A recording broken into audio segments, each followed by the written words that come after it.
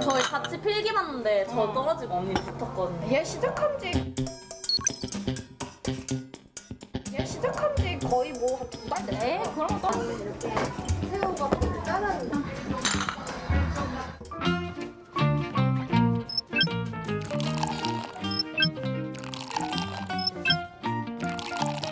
근데 언어영 수업은 안 들었어가지고. 정회. 정희 수업? 정희 수업? 추모하면 짱짱이 진짜.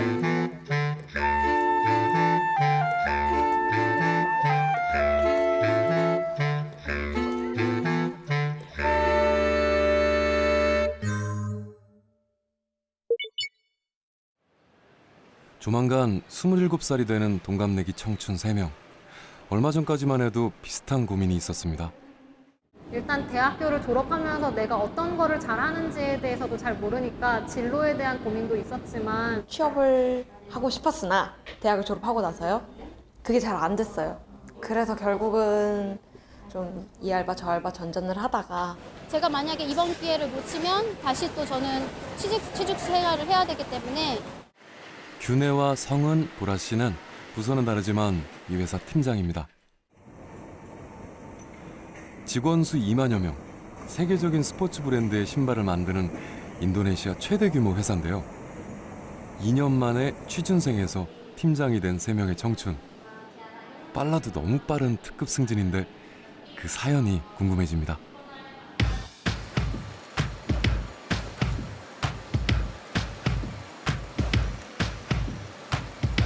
바쁘게 돌아가는 신발 공장.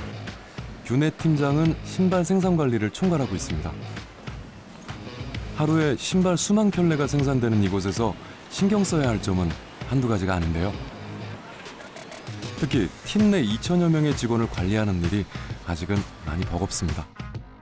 제 아래에 부하 직원이 2천여 명이 있다라는 생각을 하니까 굉장히 부담이 컸어요. 아무것도 모르는 사람이 와서 그것도 보면 대부분이 이제 저희 부모님 세대인 분들을 제가 통솔을 해서 리드를 해야 된다고 하니까 어디서부터 어떻게 시작해야 될지 굉장히 막막한 게 컸는데 규내 팀장의 고향은 강원도 강릉입니다. 강릉에서 대학을 마쳤고 어학연수는커녕 외국에 나가본 경험도 거의 없었죠. 졸업 무렵 마음속에 수없이 떠오른 질문이 있습니다.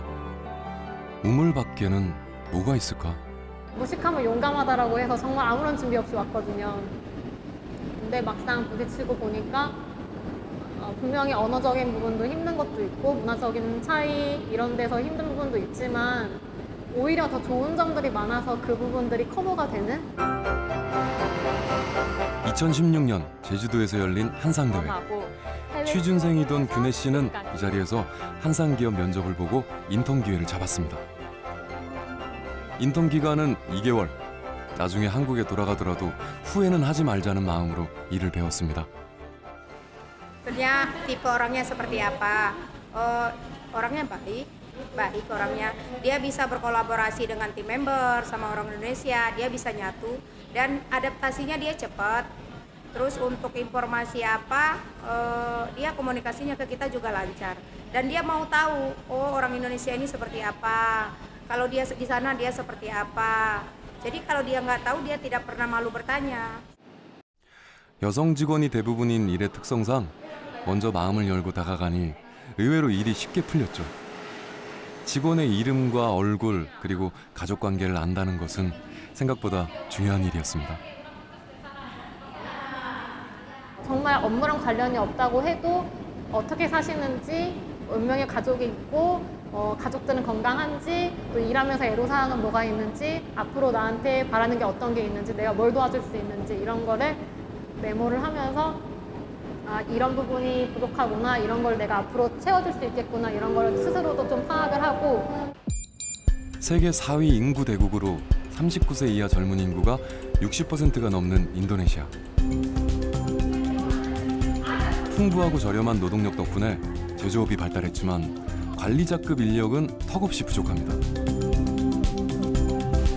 고학력자들은 대부분 외국으로 떠나 인재를 구하기 어려운 겁니다.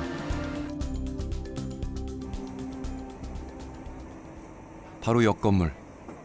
보라 팀장이 일하는 곳입니다.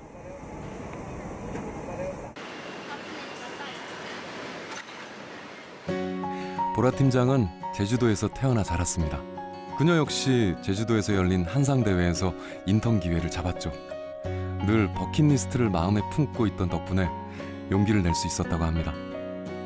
한번 나가서 강연해보고 그런 게 제 꿈의 버킷리스트에 있어서 그래 한번 연습을 해보자 해서 마지막에 사람들 다 끝나고 나서 제가 손들어서 한번 제가 해보고 싶다고 말씀을 드린 다음에 그래서 이제 그 사회자분께서 허락을 해주셔서 그때 올라가가지고 이렇게 발표를 하니까 이제 회장님께서 인턴하는 걸 허락해 주셔서 인턴하고 여기까지 들어오게 됐어요. 네. 일을 배우는 틈틈이 현지인의 삶 속에 깊숙이 들어가 인도네시아어를 익혔습니다. 다행히 인도네시아어는 우리와 어순이 같아서 실력이 쑥쑥 늘었죠. 제가 원하는 말을 이 나라 말로 잘 할 수가 없다는 게 좀 가장 답답한 부분인 것 같아요. 근데 그거는 자신이 어떻게 노력하느냐에 따라서 달라지는 문제이기 때문에. 성은 씨는 한상대회 행사를 돕던 아르바이트생이었습니다. 그런데 지금은 이 회사에서 없어서는 안 될 존재로 통한다는군요. 다국적 기업의 미국 본사와 인도네시아 직원 사이에서 의견을 전달하고 조율하는 자리. 책임이 막중할 수밖에 없습니다. Miss Emil kan baru, bisa dikatakan baru di sini, hanya beberapa bulan. Tapi menurut saya untuk kerja, untuk sistem kerja dan adaptasi cukup bagus. Miss Emil dalam sekejap mudah mengerti gimana produksi, gimana mengatasi masalah yang ada di produksi. Apabila kita punya masalah atau kesulitan, Miss Emil bisa bantu kasih solusi. 2년 전만 해도 행사를 돕는 알바생이던 성은 씨. 어떻게 기업 매출과 직결되는 홍보 마케팅 팀을 이끌고 있는 걸까요? 등록 스텝으로 일을 했었다가 거의 마지막 날에 그 일이 좀 일찍 끝났어요. 그 한상대에 참가했던 그 참가자분들이랑 또 기업들과 좀 인터뷰 형식으로 좀 면담할 수 있게 하는 자리가 있었어요. 저는 그냥 뭐 하는 데인가 그냥 궁금해서 그냥 호기심에 그냥 가서 저도 착석을 했는데 마침 그때 계셨던 분이 저희 송창근 회장님이셨습니다. 기업의 회장 앞에서 주눅 들지 않고 당당하게 자기소개를 했습니다. 자신감은 통했습니다. 2년 전 그날 용기를 내지 않았다면 아직 어디선가 아르바이트를 하고 있을지도 모를 일입니다. 현지인화가 되기 위한 좀 노력을 다른 어떻게 해야 되지 고민을 했었는데 아무래도 가장 쉽고 가장 효과적인 방법은 같이 일하고 있는 현지인들과 좀 친해지는 것 같아요. 현지인들이 먹는 현지식을 같이 손을 써서 먹기도 하고. 세계 최대 이슬람국 인도네시아. 우리나라와 문화 차이가 많습니다. 2억 6천만 인구 가운데 88%가 무슬림인데요. 하루 5번 기도를 하고 이슬람 율법에 따라 허용된 음식만 먹습니다. 정말 예상치 못한 곳에서 나를 힘들게 할 수 있는 게 존재할 거다. 존재한다. 기댄 마음을 갖고 또 잘 어려움도 헤쳐나갈 그런 단단한 마음 꼭 같이 준비하셨으면 좋겠습니다. 한국의 보통 청춘들과 마찬가지로 내가 가고 있는 이 길이 맞는지 걱정이 되기도 합니다. 하지만 삶의 무대를 인도네시아로 옮겨왔을 뿐 주어진 시간을 열심히 살아가는 건 크게 다르지 않습니다. 우리가 아직 젊고 가능성이 굉장히 많고 하니까 더 넓은 세상에서 더 많은 걸 경험하고 자신의 가능성을 한번 시험해 볼 수 있지 않을까. 한국에서 시험하기에는 우리의 가능성이 너무 많잖아요. 가능성 열정을 더 넓은 데에서 뽐내보면 좋지 않을까. 인터넷 생방송 준비로 한창인 스튜디오. 주말마다 열리는 이 라이브 방송은 컴퓨터나 휴대전화를 통해 베트남 어디에서든 시청할 수 있습니다. 실시간 시청자는 600여 명, 누적 시청자는 5천여 명에 달합니다. 베트남 디지털 엔터테인먼트 업계에 떠오르는 샛별, 크리에이토리의 이야기입니다. 저는 크리에이토리 대표 진현욱이라고 하고요. 저는 이제 2002년부터 베트남을 넘어올 준비를 해서 저희 친구들과 다 같이 2013년부터 넘어왔어요. 그래서 그때서부터 지금까지 한 약 3번 정도 창업 경험을 하면서 지금 현재 크리에이토리를 창업하게 됐고요.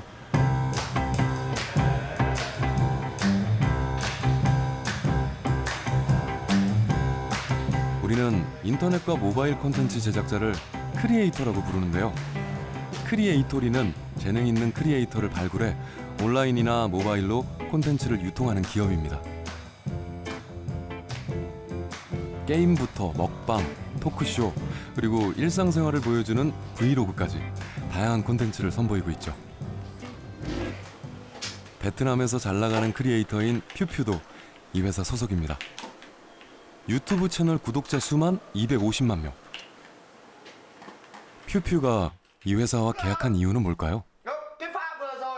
I need somebody to guide me to do more, to reach more people, and to see what is my potential. Because I want to have a little bit of acting, I have a little bit of business skills, I have a little bit of teamwork skill. There's a lot of things I want to learn, right? And if I go by myself, yeah, of course I can learn it, but it takes time. 창업 3년 만에 베트남 디지털 엔터테인먼트 업계 강자가 된 크리에이토리 대표는 한국 청년 진현욱. 진 대표는 5년 전 해외 창업의 꿈을 품고 친구 3명과 함께 베트남에 왔습니다. 당시 나이 28. 콘서트 대행 사업도 해보고 화장품 사업에도 손을 대봤지만 실패했습니다. 이미 남들이 먼저 시작한 한 발 늦은 사업이었던 겁니다. 하지만 포기하지 않고 2015년 지금의 회사를 창업했습니다. 크리에이터라는 개념조차 낯설었던 베트남. 미국이나 한국에서도 이제 막 크리에이터라는 개념이 알려지던 때였습니다. 이 선택이 맞는 선택인지 몰랐어요. 이 선택 자체가 저희한테도 되게 어마어마한 큰 선택이었고, 근데 현재 이제 7년 차가 된 이 상황에서 보면 정말 맞는 선택을 했구나. 베트남은 그야말로 기회의 땅이었죠. 인구 1억 명, 평균 연령 30살의 젊은 나라에서 인터넷, 특히 모바일을 활용한 SNS 시장이 급격하게 떠오른 건데요.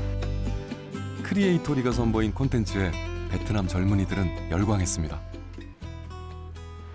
Để hình dung rõ hơn về cái tầm ảnh hưởng của social thì mình hình dung là bây giờ người Việt Nam trung bình dành khoảng 2 tiếng rưỡi để xem TV mỗi ngày.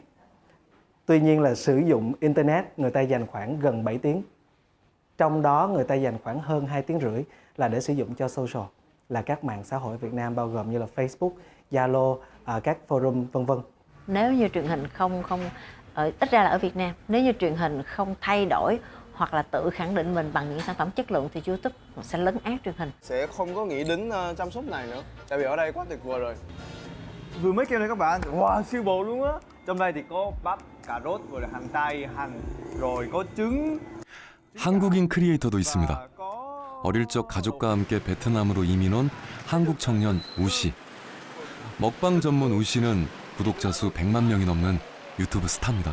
오늘은 여기 문특능이라는 음식도 먹어보고 그다음에 라면도 먹어요. 우동 같은 라면. 우씨는 베트남에서 처음으로 먹방 열풍을 일으킨 인물입니다. 한국에서 온 청년이 유창한 베트남어로 현지 음식을 즐기는 모습은 베트남 사람들에게 신선하게 다가왔습니다. 한지 1년 됐을 때는 정말 힘들었거든요. 라이브 방송 키면 한 10명도 안 된 채 보고 있고, 근데 그 10명 다 안에 다 저희 직원들이고 친구들이고 진짜로 제가 모르는 사람이 아니에요. 그래도 계속 하다가 1년 반, 그다음에 2년 뒤에 점점 늘어나 보니까 이렇게 왔어요. 크리에이토리와 함께 빠른 속도로 성장하고 있는 우씨. 낯선 땅에서 함께 성공을 꿈꾸고 있는 한국인 창업가들이 더 특별하게 느껴질 수밖에 없습니다.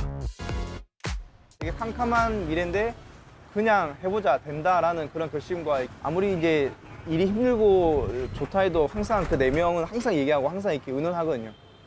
그런 점에 대해서 제가 되게 존경스럽습니다. 네. 새로운 아이디어로 남이 가지 않은 길을 걷고 있는 한국 청년들. 눈부신 성장 뒤에는 남모를 고민도 많습니다. 한국인으로서 선례를 남겨야 한다는 책임감도 큰데요.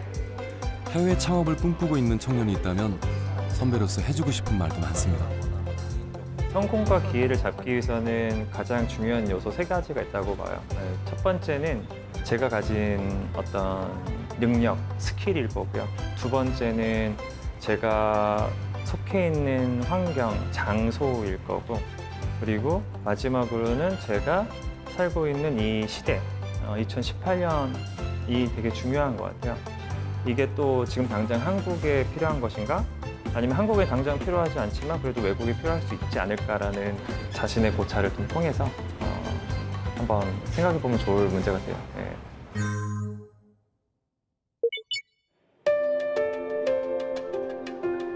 인구 13억, 세계 2위의 인력 자원을 가지고 있는 나라. 힌디어를 포함해 사용하는 언어만 14개. 힌두교와 이슬람 등 다양한 종교와 문화가 공존하고 동시에 경제 성장률 8%를 기록하는 경제 대국 인도입니다.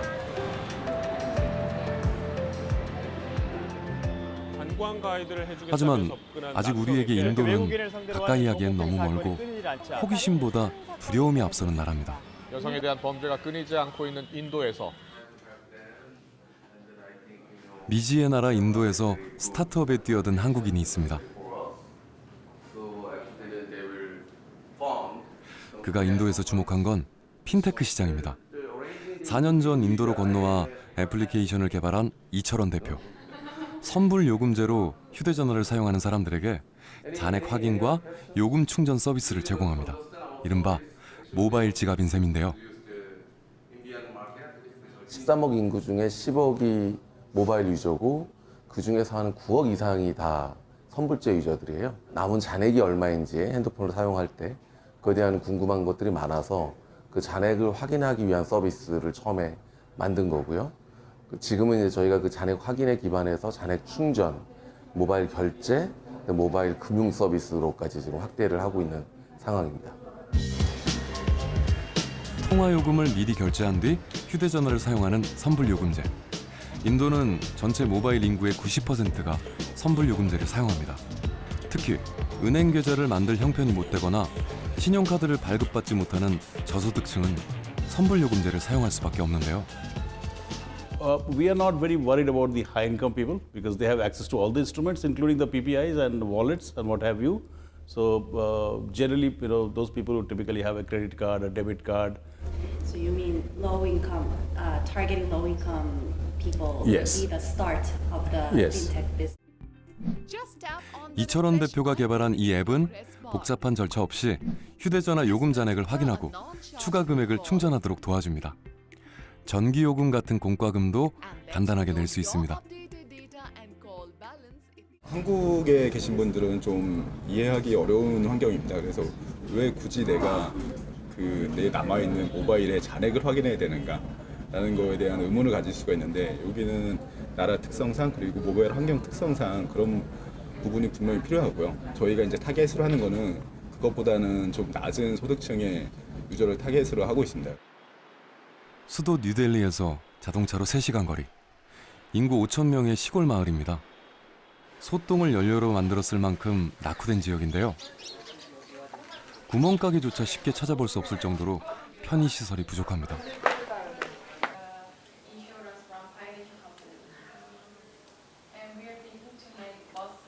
한적한 오후, 마을 주민들이 한 청년의 집으로 모입니다.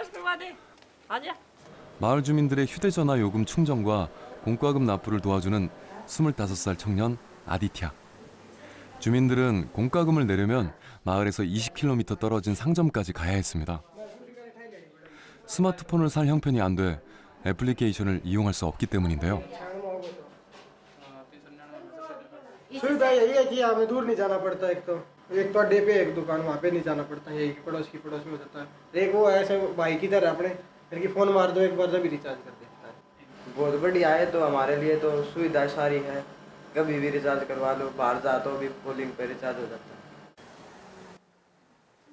마을에서 유일하게 스마트폰을 갖고 있는 아디티아가 앱을 이용해 휴대전화 요금을 충전해주는 것은 물론 공과금도 대신 내주는 겁니다. यही कोई रोजाना के 10 के आसपास रिचार्ज हो जाते हैं और ज़्यादा दूर भी नहीं जाना पड़ता लोगों को।